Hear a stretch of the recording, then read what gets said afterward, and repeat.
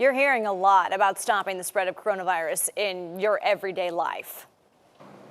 But what are our local officials doing to combat COVID-19 behind bars? New at 11, NBC2's Joseph Ojo explains how inmates are being kept safe for the pandemic now and when they're released.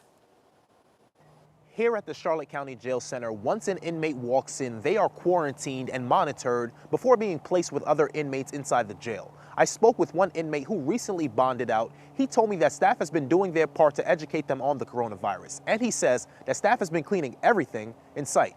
It'll pass through here less harmful than it will in other places. As the number of coronavirus cases in Florida continues to climb, a temporary lockdown has been put in place at the Charlotte County Jail. No contact with inmates is allowed, and if you are visiting, get used to talking through a screen for the foreseeable future. As we are being extremely aggressive and leaning forward. New inmates must now go through several screening questions to find out if they have been infected. They're also wearing gloves and masks at intake. They are also quarantined and monitored before they can join other inmates. We are doing our absolute best to make sure that the population is protected and our detainees don't get something from the outside. I spoke with a man who bonded out recently. He tells me staff here has been disinfecting everything. There was a lot of cleaning going on. And inmates are also being educated on the virus. Coronavirus lasts longer on stainless steel and plastic. To prevent large crowds in the jail, Sheriff Bill Pramell has met with the court system. We're taking every step available to make sure that we are ahead of this. The sheriff will also be working with the court system to review some cases to see if any inmates could be released early with certain conditions. Those details haven't been ironed out yet.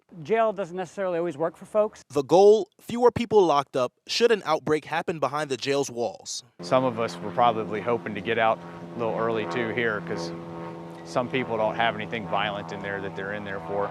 Joseph Ojo, NBC2.